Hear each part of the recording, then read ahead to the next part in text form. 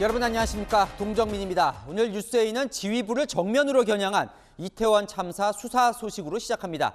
오늘 경찰 특수부는 55곳에 대해 전방위 압수수색에 나섰습니다. 경찰서, 용산구청, 소방서, 서울교통공사까지 싹쓸이 압수수색을 했고, 이 경찰 수뇌부도 용산서장실부터 서울청장실, 경찰청장실까지 예외가 없었습니다. 주요 청장들 휴대전화도 압수하고 입건도 20여 명으로 늘었습니다. 참사 골목길에 있었죠. 이 해밀턴 호텔 사장도 불법 증축 혐의로 입건됐습니다. 먼저 김정근 기자입니다. 수사관들이 압수물이 담긴 파란색 상자를 들고 서울경찰청을 빠져나옵니다. 청장실에서 휴대전화는 확보하셨을까요? 경찰청 특별수사본부가 김광호 서울청장 집무실 압수수색을 시작한 건 오전 10시쯤. 이보다 1시간 전인 오전 9시엔 윤희근 경찰청장 집무실도 압수수색했습니다. 경찰청장실과 서울청장실은 지난 2일 1차 압수수색에서 모두 제외됐던 곳입니다. 경찰 수뇌부가 강제 수사 대상에서 빠져 셀프 수사라는 비판이 잇따르자 6일 만에 압수수색에 들어간 겁니다. 윤희근 경찰청장과 김광호 서울청장은 참고인 신분이지만 특수본은 두 사람의 휴대전화도 확보했습니다. 이 밖에 특수본은 용산경찰서장실과 용산구청장실을 포함해 모두 4개 기관, 55개 장소에 대해 압수수색을 벌였습니다. 특수본 관계자는 주요 피의자 및 참고인의 휴대전화와 PC 전자정보, CCTV 영상과 헬로윈데이 관련 문서를 압수했다고 밝혔습니다. 이태원 참사 피의자로 입건된 인원도 계속 늘고 있습니다. 어제 오전까지만 해도 이임재 전 용산서장 등 6명에 그쳤지만 저녁까지 용산구청과 서울교통공사 관계자들까지 포함해 20명 넘게 입건된 걸로 확인됐습니다. 다만 유미진 전 서울경찰청 인사교육과장은 직무유기 혐의만 적용하고 업무상 과실치사상 혐의는 제외한다고 특수본은 정정 발표했습니다. 특수본은 참사 현장과 맞닿아 있는 해밀턴 호텔 사장도 입건하고 불법 중축 혐의에 대해 수사를 벌이고 있습니다. 채널A 뉴스 김정근입니다.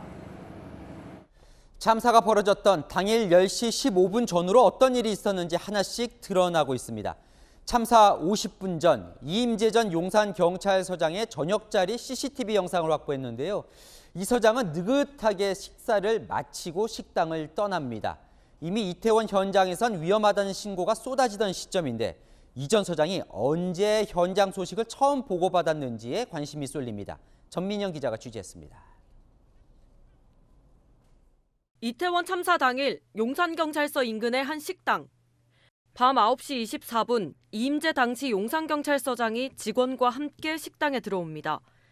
4분 뒤 용산서 정보과장이, 3분 뒤 경비과장이 합류합니다. 9시 45분이 되자 관용 차량을 운전하는 직원이 먼저 자리에서 일어나고 식사를 마친 사람들은 잠시 대화를 나눕니다. 이 전 서장이 식당을 떠난 건 9시 47분. 식사하는 내내 또 떠나는 순간까지도 다급한 모습은 보이지 않습니다. 이태원 소식을 듣고 막 뛰쳐나간 거라 생각했거든요.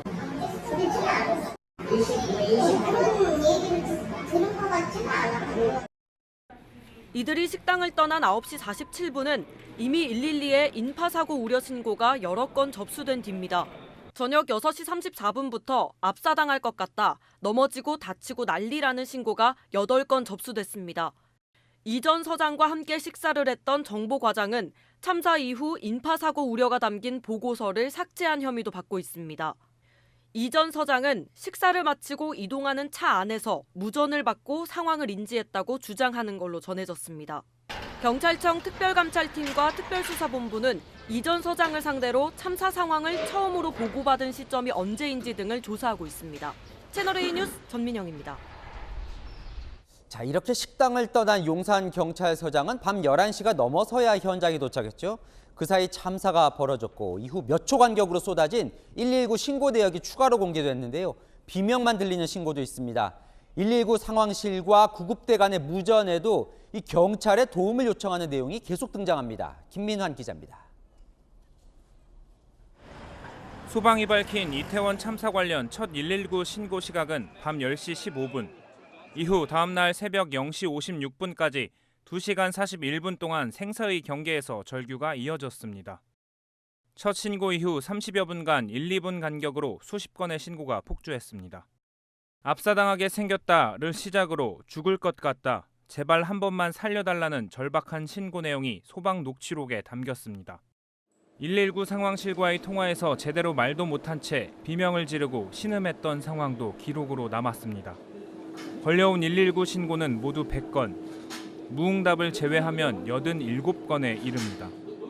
이 시각 이임재 전 용산경찰서장은 여전히 차량을 타고 현장으로 이동하고 있었고 그 뒤로 뒷짐을 지고 현장을 향해 느긋하게 걷고 있었습니다. 당시 현장에서 소방구급대가 소방상황실에 경찰 출동을 독촉하는 내용의 무전도 확인됐습니다. 밤 10시 20분 경찰 출발 독촉해달라는 무전을 시작으로 현장 진입이 불가하다, 구급차가 빠져나가지 못한다, 경찰 추가 출동해달라는 무전이 잇따릅니다. 소방관 무전 녹취록에는 1시간 35분 동안 19차례에 걸쳐 경찰 출동 요청이 기록됐습니다. 한편 경찰청 특별수사본부는 어제 용산소방서장을 업무상 과실치사상 등의 혐의로 입건하고 당일 구조 조치가 적절했는지 등을 들여다보고 있습니다. 채널A 뉴스 김민환입니다. 참사가 벌어진 지 65분 뒤 상황을 먼저 파악한 대통령실이 용산경찰서장에게 전화를 하는데요. 받질 않습니다. 6분 뒤 전화를 받은 용산서장의 답은 상황을 파악하고 있다가 전부였습니다. 대통령실이 당시 용산서와 통화한 내역을 공개했습니다. 김호영 기자입니다. 대통령실이 공개한 이태원 참사 당일 경찰과의 통화 내용에 따르면 대통령실 국정상황실이 경찰에 처음 전화를 건 건 당일 오후 11시 18분이었습니다. 경찰청 치안상황 담당관은 통화에서 서울청 소방 등을 통해 상황을 파악하고 있다는 답변을 내놨습니다. 대통령실은 용산경찰서장과 용산경찰서 112 상황실장에게도 잇따라 전화했지만 전화를 받지 않았습니다. 용산서장은 이미 사망자가 발생한 오후 11시 26분에 전화를 받았는데 상황 파악 중이라고 답했고 4분 뒤 통화에서도 같은 내용만 반복했다는 게 대통령실 설명입니다. 용산경찰서 112 상황실장과 통화에 성공한 건 11시 32분입니다.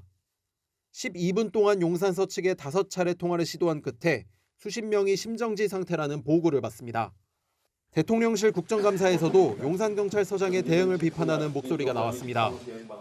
피해자들이 생산을 넘어들고 시민들도 CPR을 하고 있는데 현장 지휘자가 옥상에서 내려다보고 있는 이게 저는 이 모습을 보고 소름이 끼치고. 김대기 대통령 비서실장도 교통 통제만 했어도 죽지 않았을 것이라며 경찰의 대응에 아쉬움을 표했습니다. 채널A 뉴스 김호영입니다. 자, 방금 보셨지만 오늘 대통령실 첫 국정감사가 열렸습니다. 역시 이태원 참사에 질문이 쏠렸습니다. 여당은 경찰 책임론, 야당은 정부 책임론에 주력했는데요. 야당이 총리, 장관, 청장 경질을 요구하자 김대기 대통령실장 세월호 때도 이주영 해수부 장관이 8개월 뒤에 물러났다며 수습이 먼저라고 밝혔다는데요. 현장 연결해 보겠습니다. 홍지은 기자, 아직 안 끝났죠? 소식 전해주시죠. 네, 오전부터 시작된 대통령실에 대한 국회 운영위 국정감사와 예산결산특별위원회는 조금 전 정회했고 저녁 식사 후 속개될 예정입니다. 야권은 한덕수 국무총리, 이상민 행정안전부 장관, 윤익은 경찰청장 등 3인방에 대한 경질을 촉구했습니다. 하지만 대통령실과 정부 여당은 사고 원인 규명이 우선이라며 선을 긋고 있습니다. 그런데 왜 책임 있는 사람도 아직도 경질을 하거나 책임을 묻는 절차가 안 이루어지고 있습니까? 세월호 같은 때 보면 그 당시 해수부 장관께서는 다 수습하시고 8개월 후에 사퇴하셨습니다. 그런데 사의 표명 안 한 이유는 어떻게 되십니까? 지금 더 중요한 것은 현재 위치에서 제가 할 일을 최선을 다해서 하는 것이 더욱 중요하다고 생각하고요. 야권은 이태원 참사를 둘러싼 정부 책임론을 부각하는 데 집중했습니다. 박근혜 정부는 수학여행 가던 수백 명의 학생들을 세월호에서 수장시키더니 윤석열 정부는 떼죽음을 당하게 만들었습니다. 그것까지 연결시키시는 거는 좀 그렇죠. 김대기 실장은 야권의 국정조사 요구에 대해선 경찰 수사를 지켜봐달라고 말했습니다. 자, 이 민주당은 대통령실 이전에도 참사 책임이 있다 이렇게 주장을 하는 거죠? 네, 그렇습니다. 용산 대통령실 이전이 참사 원인을 제공했다는 주장인데요. 대통령실은 사실 무근이라고 반박했습니다. 대통령실 이전으로 8개 기동대가 추가 운용됐어요. 경찰 기동대 운영 여력이 그 때문에 줄어든 것입니다.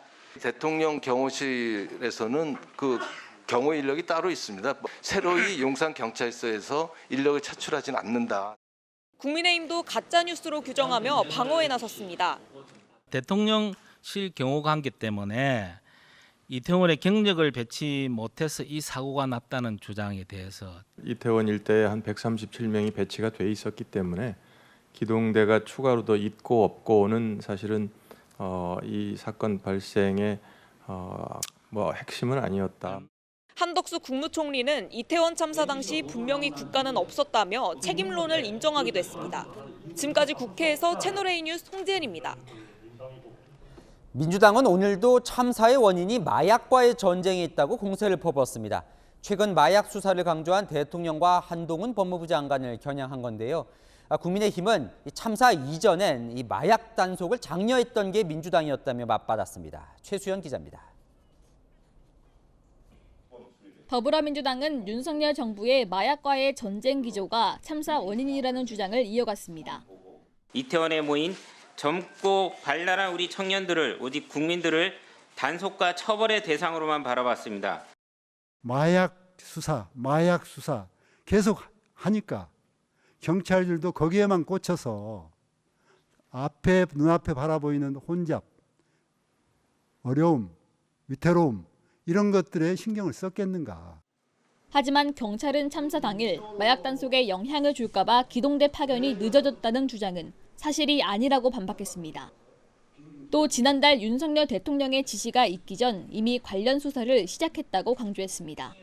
7월 말부터 그러니까 경찰청장인 제가 취임하는 그 무렵부터 사회적으로 문제가 심각하다는 것을 자체 인식하고 자체적으로 집중 단속을 진행하던 와중이었습니다.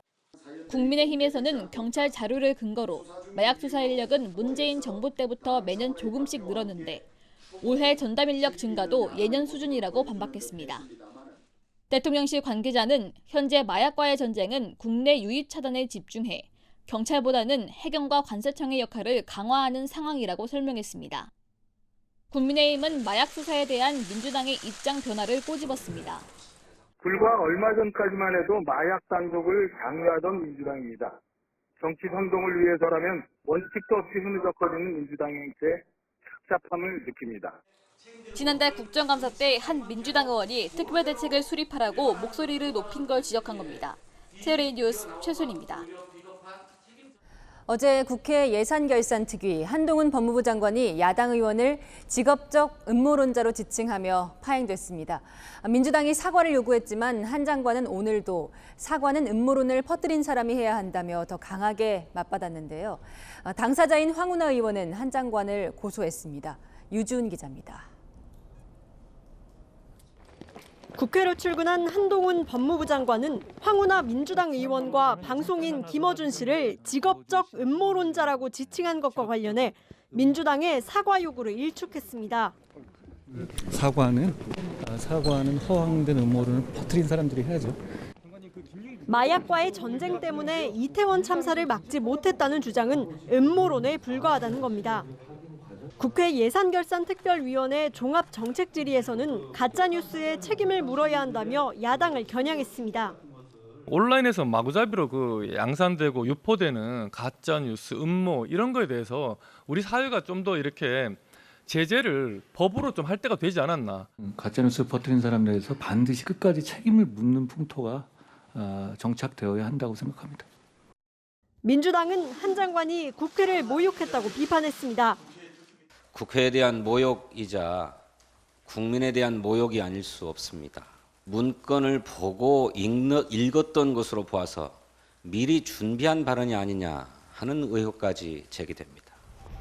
직업적 음모론자로 지목된 황운하 의원은 한 장관을 관종으로 지칭하며 모욕죄로 서울경찰청에 고소장을 냈습니다. 한 장관의 발언은 현행법으로 체포돼야 할 수준의 명백한 범죄입니다. 즉각 수사기관에 고소하는 것은 물론 정치적 책임을 묻겠습니다. 민주당은 한 장관이 자진 사퇴해야 한다면서 그렇지 않을 경우 윤석열 대통령이 직접 해임하라고 촉구했습니다. 채널A 뉴스 유주은입니다. 이태원 참사 희생자 명단을 확보해서 추모 공간을 만들자. 어제 국회에서 민주당 의원이 살펴보던 이 문자 내용에 대해 이틀째 공방이 이어지고 있습니다. 국민의힘은 폐륜 행위라고 비판했고 민주당은 공식 입장은 아니라면서도 당내에서 희생자를 공개하자는 목소리도 나오고 있습니다. 이어서 김단비 기자입니다. 국민의힘은 이태원 참사 희생자 명단을 확보해 추모 공간을 만들자는 민주당 의원 핸드폰 텔레그램방 메시지에 대해 폐륜 행위라고 비판했습니다. 유가족의 슬픔을 정치적으로 악용하는 폐륜 행위입니다. 광우병 세월호에 있어서의 행태를 그대로 재현해서 정치적 이득을 노리려고 하는 것입니다. 메시지 작성자가 민주당 민주연구원 부원장인 점도 부각했습니다. 민주연구원이 어떤 곳입니까? 민주당 스스로 천명하고 있는 더불어민주당의 싱크탱크입니다. 국민의힘 권성동 의원은 비극의 좌판에서 표를 버는 민주당이라고 직격했고 장제원 의원도 이재명 방탄 공간을 만들겠다는 것이라고 썼습니다. 민주당은 당내에서 논의된 바 없다고 선을 그었습니다. 만에 하나 그런 제안을 누군가 했다면 정말 부적절한 의견으로서 그런 의견을 당내에서 논의할 상상 자체가 불가능한 상황이다 이렇게 말씀드립니다. 그러나 민주당 내에선 유족 동의를 받아 희생자 명단을 공개하자는 주장이 나오기 시작했습니다. 국민들이 진짜 영정과 이름 앞에서 추모할 수 있는 준비를 우리 민주당이 해야 되지 않겠나 생각이 되고요. 최민희 국민소통위원장도 희생자 이름과 나이를 알고 영정 앞에서 진짜 조문하고 싶다고 썼습니다. 채널A 뉴스 김단비입니다. 검찰이 조금 전 구속 중인 이재명 민주당 대표 측근 김용 민주연구원 부원장을 재판에 넘겼습니다.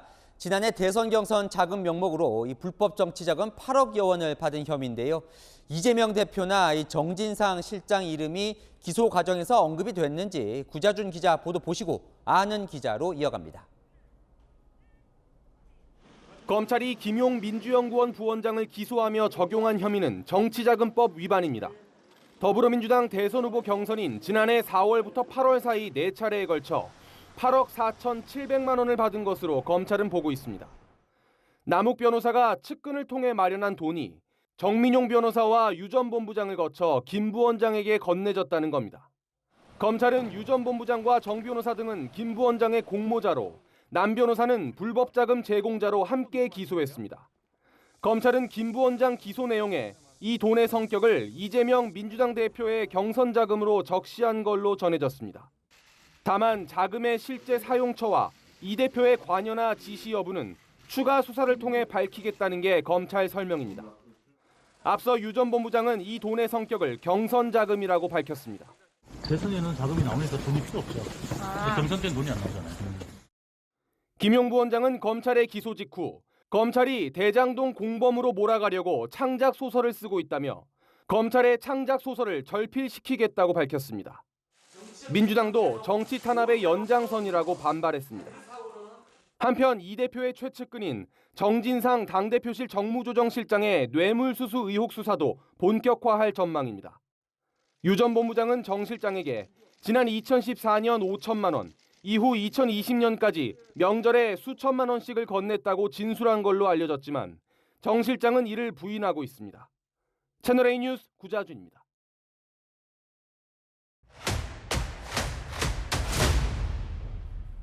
네, 아는 기자, 아자 법조팀 박건영 기자 나왔습니다.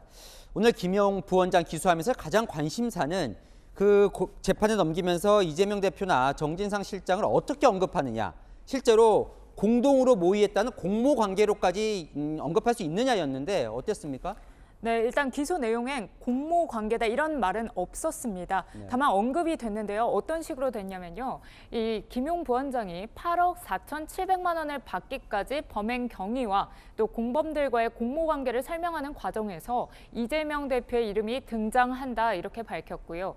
또 정진상 실장 역시 공모 관계라는 표현은 쓰지 않았습니다.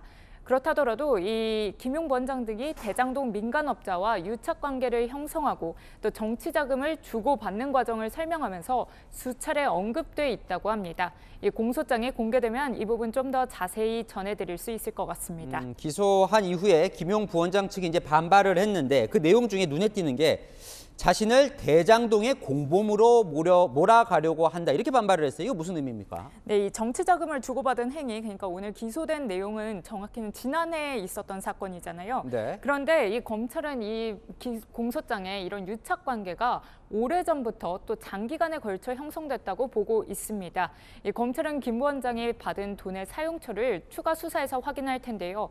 결국 이 돈이 이재명 대표가 성남시장 시절 추진된 이 대장동 개발 관련 특혜의 대가성인지 밝히는데 검찰이 주력할 걸로 보입니다. 자, 이제 김용 부원장은 이제 계속 진술을 거부하고 있고 거기서는 유동규 전 본부장 진술 말고는 증거가 없다고 얘기를 해요. 증거가 없는 겁니까? 안 보여주는 겁니까? 안 보여주는 게 더 맞는 것 같습니다. 검찰은 이 혐의 입증에 굉장히 자신감을 보이고 있는 상태거든요. 네. 이 김용 부원장 구속 기간에 충분한 증거를 모았다 이렇게 보고 있는데요. 우선 앞서 확보한 이 돈 전달 내역을 기록했던 메모 외에도 이 내용이 사실이라고 주장할 이 통화 기록이나 또 전화 기지국 자료, 차량 출입 기록, 또 목격자 진술 등을 확보한 걸로 알려졌습니다. 사실 불법 자금을 주고받는 건 보통 은밀하게 이뤄지기 때문에 이 CCTV 영상이나 또 돈을 건네는 사진 이런 물증이 남아있는 경우 많지 않거든요.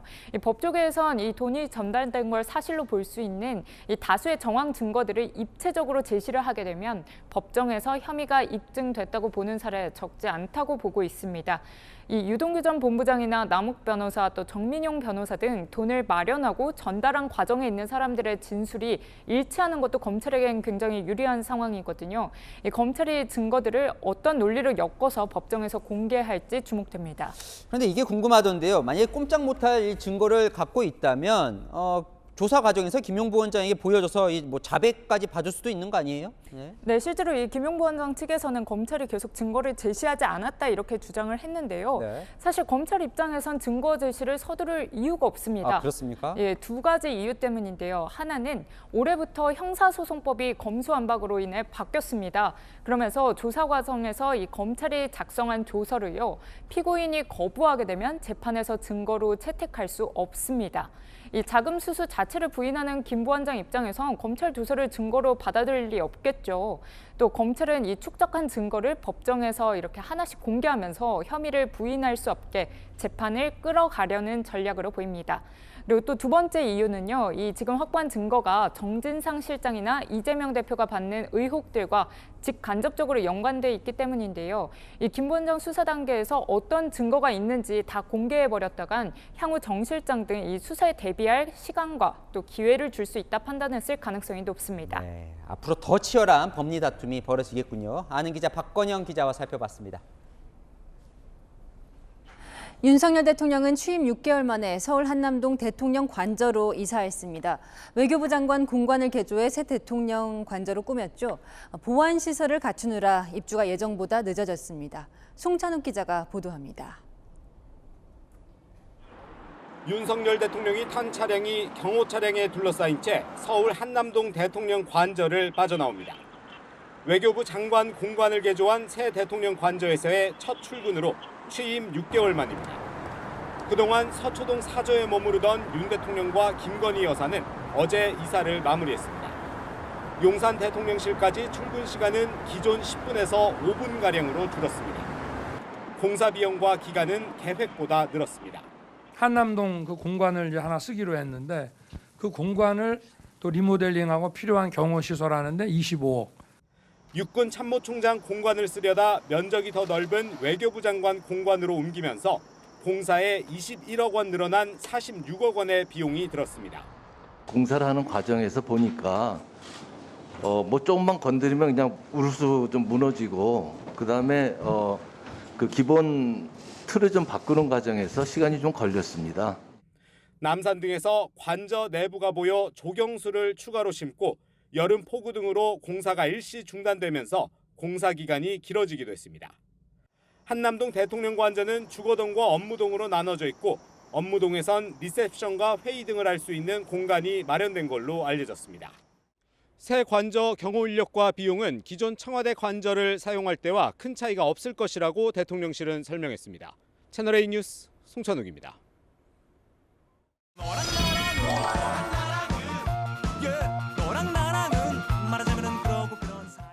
여랑야랑 정치부 김민지 기자와 함께합니다. 첫 번째 주제 보겠습니다. 문재인 전 대통령 풍산개 논란이 계속되나 보죠? 네, 문 전 대통령이 풍산개들을 국가에 반납한다고 하면서 파양 논란이 벌어졌죠. 여권은 돈 때문에 개들을 보내는 거냐라고 하면서 비정하다고 문 전 대통령을 몰아세웠습니다. 국민 세금으로 월 242만 원을 지원을 왜 안 해주냐. 지원을 해주면 키우고 안 해주면 가져가라. 국민들이 어떻게 보실까. 나라 어른이시고 하니까 잘 알아서 하시리라고 봅니다. 대통령 연금 1,400만 원 정도 받으면서 돈이 없다고 정말 가족 같은 반려견 도로 가져가라는 게 이게 인간적으로 가능한 일입니까? 홍준표 대구시장은 개 3마리도 건사를 못하면서 어떻게 대한민국을 5년이나 통치했느냐면서 북송시켜서 김정은에게 보내라고도 했습니다. 아니 그런데 풍산개를 관리하는데 월 242만 원이나 들어요? 문 전 대통령 임기 마지막 날에요. 대통령 기록관 측과 위탁 협약서를 작성하는 과정에서 나온 얘기인데요. 권성동 의원실에 따르면 대통령 기록관은 사료비, 의료비 외에 이 사육 용역비 때문에 최대 월 242만 원이 든다고 추산했습니다. 문 전 대통령 측은 관리비는 논의한 적 없다고 반박했는데요.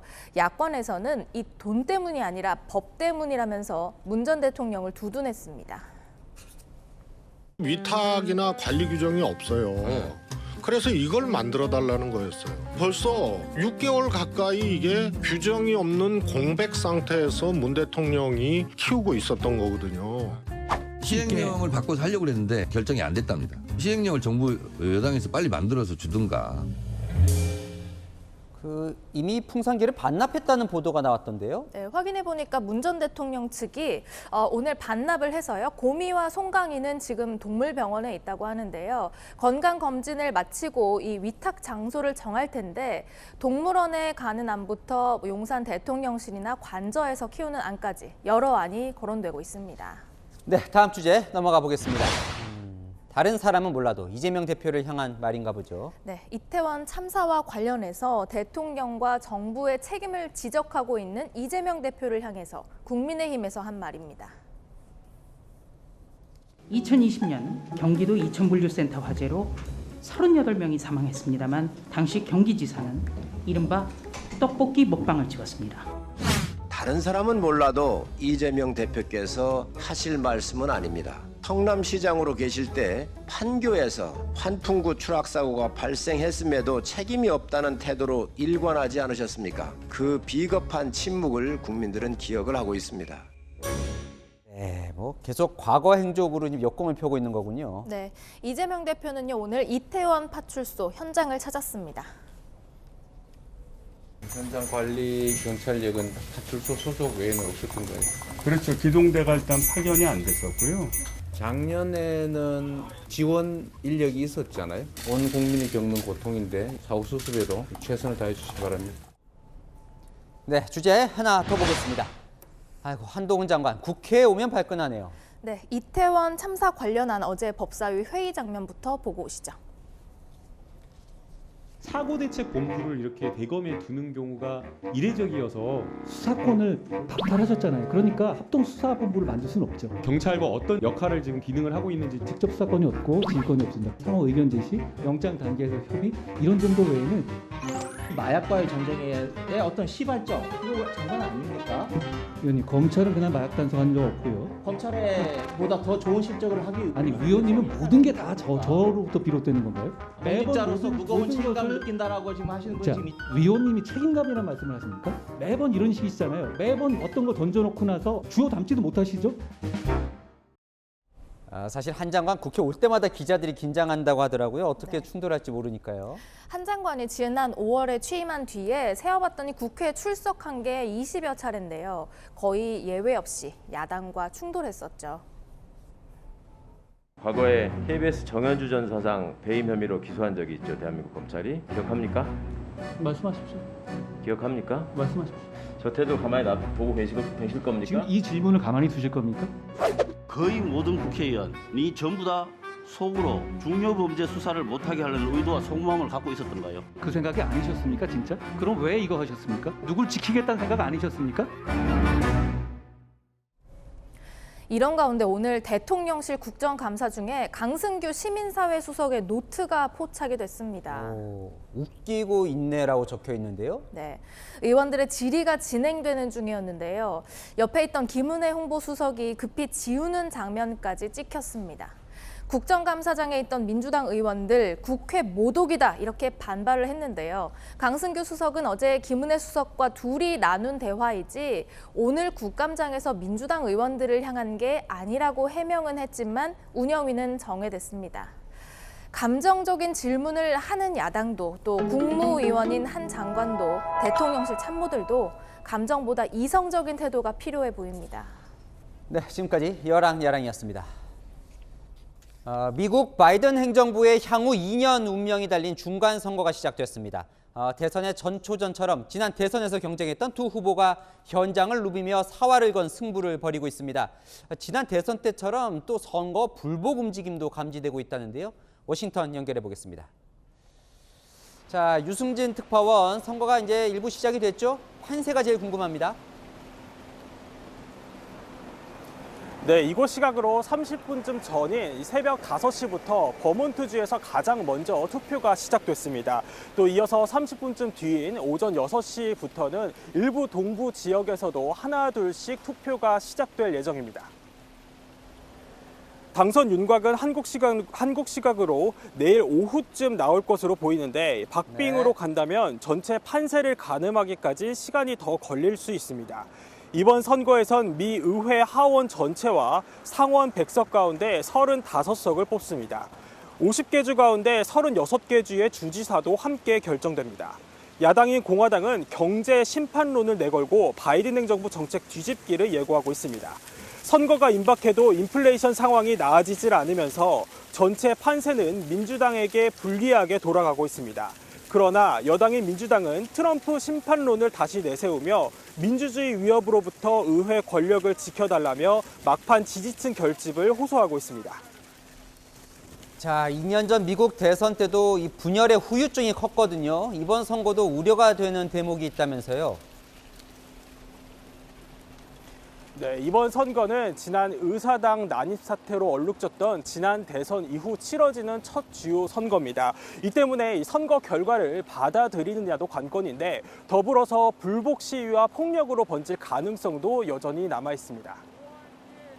앞서 펠로시 미 하원의장 자택에는 괴한이 침입해서 긴장감은 더 극에 달한 상태입니다. 선거 불복 분위기도 벌써부터 감지됩니다. 지난 대선 당시 트럼프 전 대통령이 우편 투표를 문제 삼으며 대선 불복을 주장했었는데 이번 선거에서도 이 우편 투표가 변수입니다.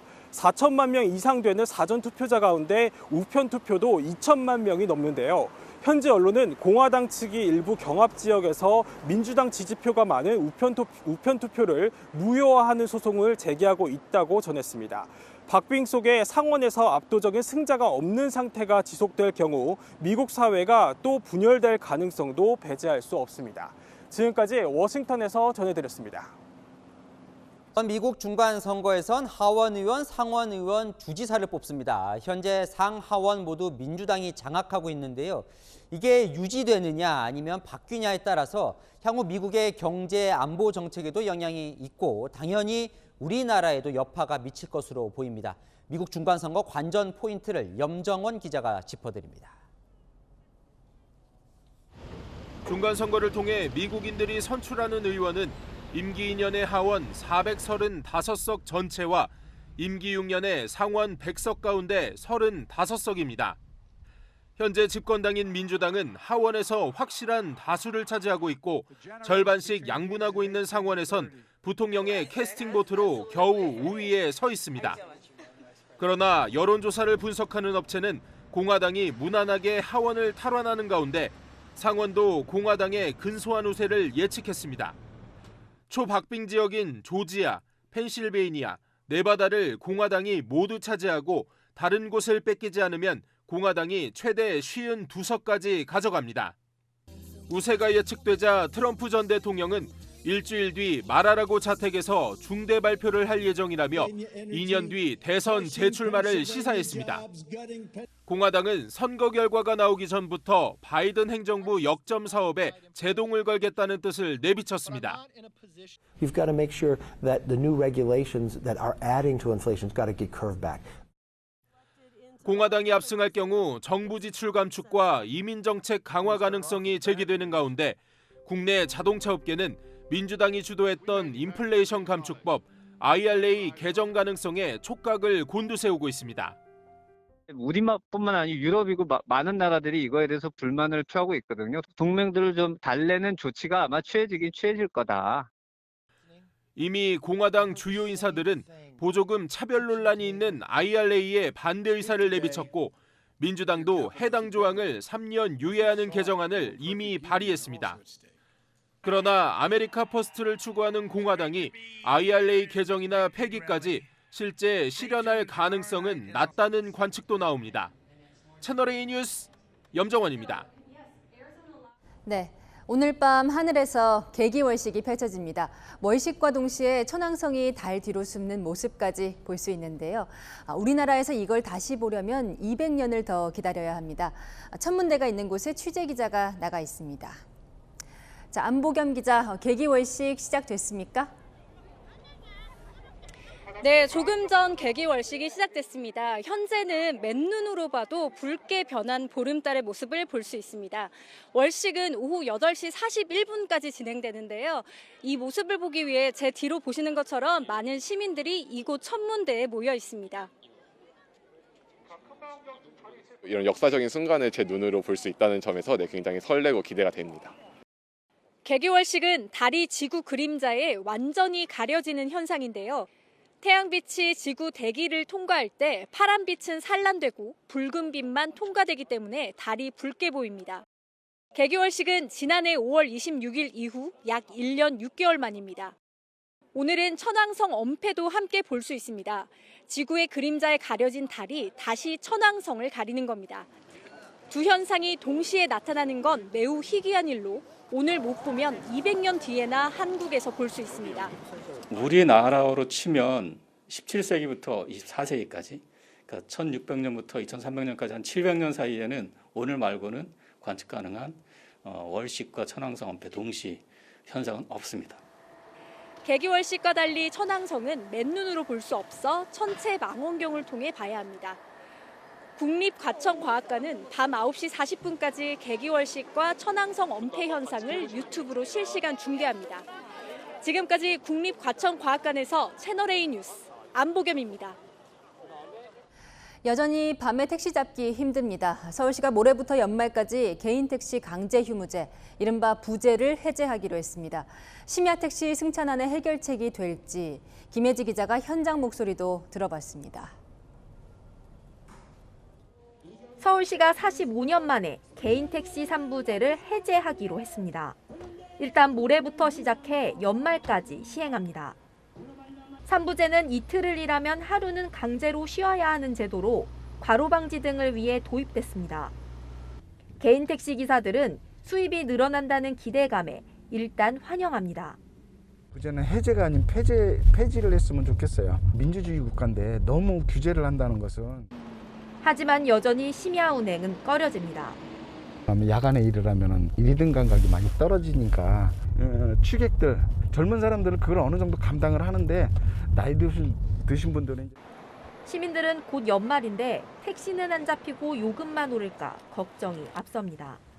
심야 호출료는 이미 최대 5,000원으로 인상됐고 다음 달부터 할증 시간도 오후 10시부터로 2시간 늘어납니다. 내년 2월엔 기본요금 1,000원 인상도 예고돼 있습니다.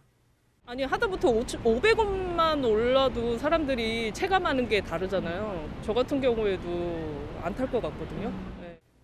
법인 택시는 현재 운행 중인 2교대를 야간조 중심으로 편성하고 취업 박람회를 열어 택시 기사를 적극 채용하기로 했습니다. 현재 서울의 심야 시간 택시 공급은 하루 2만여 대 수준으로 코로나19 이전의 80% 정도. 서울시는 2만 7천 대 수준으로 택시 공급을 늘리겠다는 목표입니다. 채널A 뉴스 김예지입니다. 광주 도심 한복판에서 외국인들이 집단 난투극을 벌였습니다. 지난달 30일 이태원 참사 다음 날 새벽에 일어난 일입니다. 공국진 기자입니다. 이태원 참사 다음 날 새벽, 광주의 한 술집에서 외국인들이 쏟아져 나옵니다. 갑자기 뒤엉켜 격렬하게 몸싸움을 벌이는가 싶더니 곳곳에서 주먹이 날아듭니다. 바닥에 쓰러진 외국인 남성에게 올라타 주먹과 발길질을 하고 싸움을 말리던 남성에게도 주먹을 휘두릅니다. 패싸움을 벌인 이들은 우즈베키스탄 국적 고려인과 러시아인 등 10여 명입니다.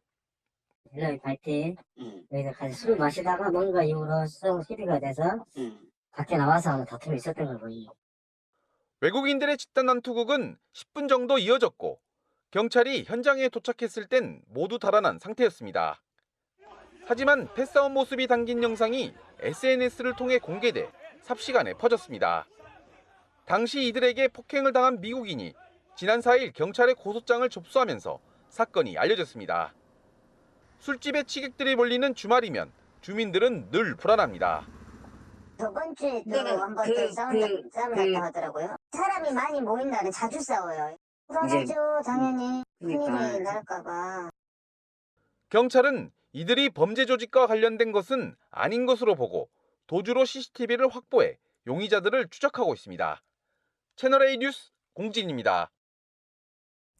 더 이상 참사를 반복하지 않기 위해 대안을 찾는 연속 보도입니다. 자동심장 충격기 AED라는 장비는 심정지 환자를 살릴 수 있는 의료기기입니다. 그런데 관공서나 지하철역에 설치된 경우가 적지 않죠. 그래서 야간이나 휴일엔 무용지물일 때가 많습니다. 이혜주 기자가 보도합니다. 지하철 이태원역 개찰구 옆에 설치된 하얀 박스. 일반인도 사용 가능하다는 문구와 함께 들어있는 건 자동 심장 충격기입니다.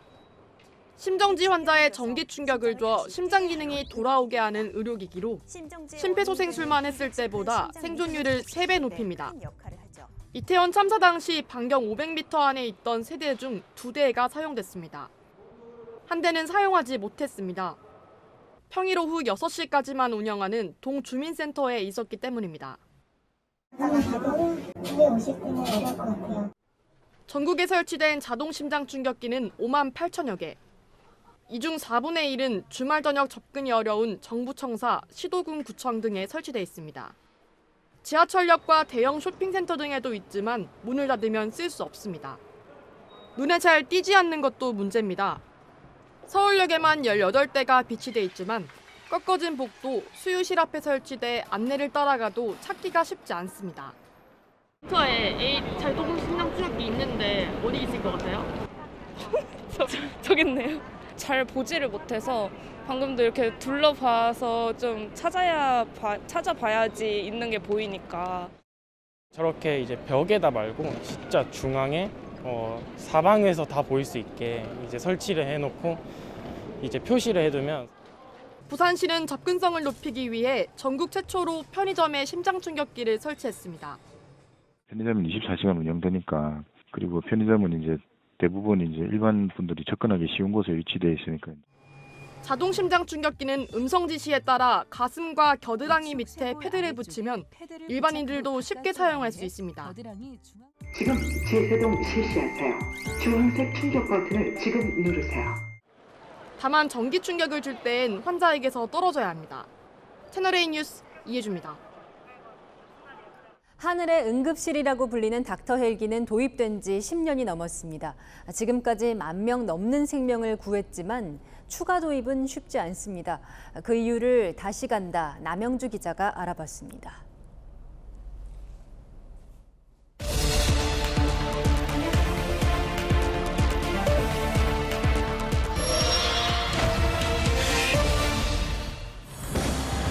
시동을 걸고 이륙 준비를 하는 닥터 헬기. 교통사고로 장기 출혈이 심한 환자가 있다며 출동 요청이 온 겁니다. 거기 수혈이 안 된대요. 평택이니까 여기서 오려면 지금 교통상 1시간 넘거든요. 헬기로 가면 10분 오는데 한 10분쯤 걸릴 건데. 10분 만에 평택의 텅 빈 운동장에서 구급차와 만나 환자를 헬기로 이송해 옵니다. 50대 환자는 곧바로 수술을 받고 생명을 구했습니다. 혈압이 너무 떨어져서 거의 죽을 수 있었던 상황이었던 것 같아요. 헬기 불러서 저희는 급하게 따라갔는데 가니까 거기 수술을 하고 있더라고요. 국내에서 닥터 헬기가 처음 운행을 시작한 건 지난 2011년 9월. 지금까지 실어 나른 환자는 11,000명이 넘습니다. 72%가 응급의료 취약지에서 발생한 환자 이송이었습니다. 도서 지역을 포함해서 응급의료 취약지에서 발생한 중환자 이송에는 다른 이송 수단보다 닥터 헬기가 큰 역할을 하지 않나. 하지만 온 국민이 닥터 헬기의 혜택을 볼 수 있는 건 아닙니다. 국내 닥터 헬기는 7대뿐. 연말에 제주도에 한 대가 추가될 예정이지만 경기 북부와 강원 영동, 충북과 전남 동부, 경남 지역에는 닥터 헬기가 없습니다. 응급 상황에서 헬기 이송이 불가능한 지역이 여전히 많은 겁니다. 헬기 이송이 아니었다면 사망한 환자들은 부지기수거든요. 7개로 턱도 없이 부족하죠. 어느 지역은 혜택이 없고 못 보고 못하고 이게 더 문제인 거죠. 최근 3년간 닥터 헬기가 출동하지 못한 이유 가운데 기상 상황을 제외하고는 헬기가 이미 출동해 있다는 이유가 가장 많았습니다. 닥터 헬기 도입을 앞둔 제주도 사정을 들어봤습니다. 섬이 많거나 바다 한강 사고 나거나 환자가 생겼을 때 병원까지 이송하는 과정도 복잡하고 시간이 많이 걸리고. 문제는 제주처럼 닥터 헬기를 도입하고 싶어도 선뜻 나서는 병원이 없다는 겁니다. 정부나 시도의 지원금이 헬기 운용과 정비 목적으로 국한돼 있다 보니 의료진 확충과 인건비 부담은 전적으로 병원의 몫입니다. 인력이라든지 시설 장비 같은 그런 것들이 투입이 돼야 되기 때문에 병원의 의지도 반드시 필요하고, 더불어서 그 닥터 헬기가 배치되는 그 지역 주민들의 그 의지도 상당히 필요해서 다 같이 협조해야지만. 주민 반발은 여전히 풀지 못하는 난제입니다. 국내에서 닥터 헬기가 처음 도입된 인천에서는 헬기 이착륙 시설인 계류장 이전이 추진되고 있습니다. 소음과 먼지 민원 때문입니다. 인천 닥터 헬기 계류장 이전 후보지로 선정된 원래공원입니다. 근처가 공장지대고 과거 헬기장으로 쓰인 적도 있어 적합하다는 평가를 받았습니다. 하지만 이전 후보지 주민들은 반발하고 있습니다. 그럼 450m면 바로 사실은 우리 코앞이거든요, 여기. 소음이 굉장히 커요. 사실 머리에 이고 있는 거나 똑같다고. 도입 11년째를 맞은 정부의 닥터 헬기 사업. 더 많은 생명을 구하려면 넘어야 할 산이 많습니다. 다시 간다, 남영주입니다. 네. 일주일에 3번 추첨하는 미국 파워볼 복권이 40회 연속 1등 당첨자를 찾지 못했습니다. 그동안 쌓인 1등 당첨금이 약 19억 달러, 우리 돈 2조 6천억 원까지 불어났는데요. 역대 가장 큰 규모의 당첨금이라 기네스북에 올랐습니다. 누가 주인이 될까요? 전혜정 기자입니다. 복권 판매점 안에 길게 늘어선 줄. 파워볼 1등 당첨금이 19억 달러. 우리 돈 2조 6,700억 원까지 불어났다는 소식에 사람들이 몰렸습니다. Take care of my family, charity, and disappear. 장거리 원정 구매도 마다하지 않습니다. So I just thought I'd come stop right here with all the cars so I can pick up me a lottery ticket since Alabama don't have one. 1에서 69 중에서 화이트볼 5개와 1에서 26 중에서 빨간색 파워볼 번호 1개까지 6개 번호를 맞춰야 하는 파워볼 복권의 당첨 확률은 2억 9,200만 분의 1. 매주 3차례 추첨하는 파워볼 복권은 지난 8월 초부터 40회 연속으로 1등 당첨자가 나오지 않으면서 당첨금이 누적돼 왔습니다. 역대 최대 규모로 기네스북에 오른 당첨금 19억 달러는 29년에 걸쳐 연금식으로 받을 때의 금액입니다. 만약 일시불로 받는다면 절반 정도인 9억 3천만 달러, 약 1조 3천억 원을 받게 됩니다. 파워볼은 미국에 거주하는 외국인이나 여행객도 살 수 있습니다. 우리나라에서도 구매 대행업체를 통해 살 수는 있지만 복권 사업자를 엄격히 제한하고 있는 현행법 위반 소지가 있습니다. 그 판매는 물론이고 구매도 불법입니다. 판매자는 입건하여서 처벌하고 있지만 구매자는 다수인데다 금액도 소액에 불과하여서 입건하고 있지는 않습니다. 파워볼은 공식 홈페이지에 인터넷 등으로 권역 밖에서 구매하는 건 제한된다고 규정하고 있습니다. 구매대행 복권이 당첨되더라도 파워볼 측이 지급 자체를 거부할 수도 있습니다. 채널A 뉴스 전혜정입니다.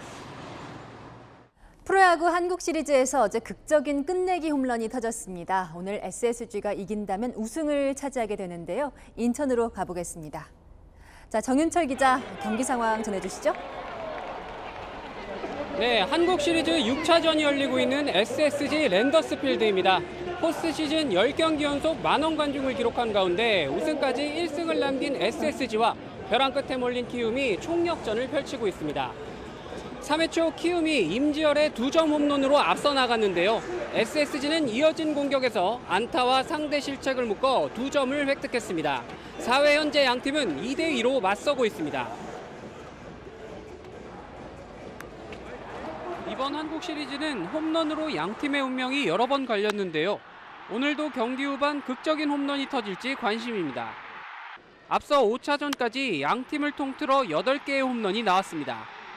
어제 SSG는 8회 최정의 2점 홈런으로 추격을 시작한 뒤 9회 말 대타 김강민이 극적인 끝내기 석점 홈런을 터뜨렸습니다.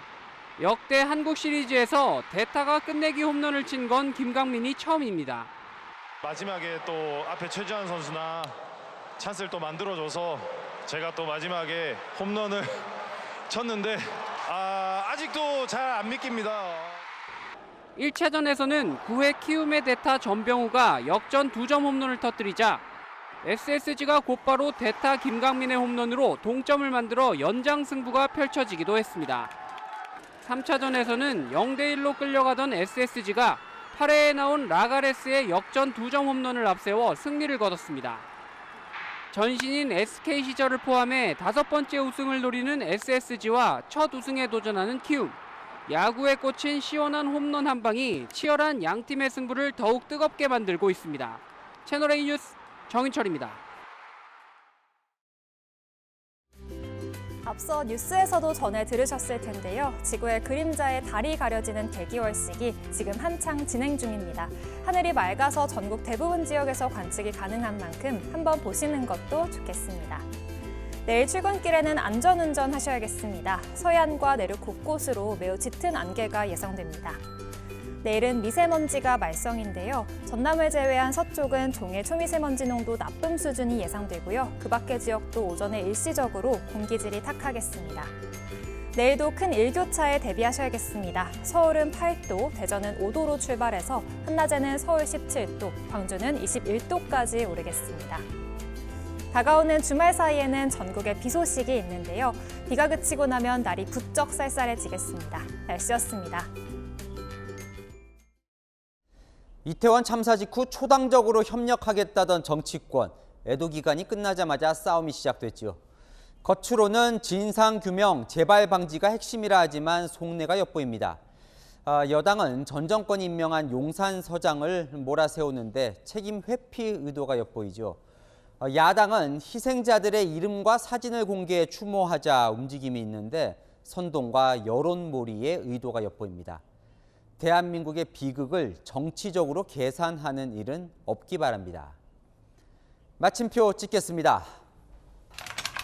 속보이는 계산법, 뉴스에 마칩니다. 감사합니다.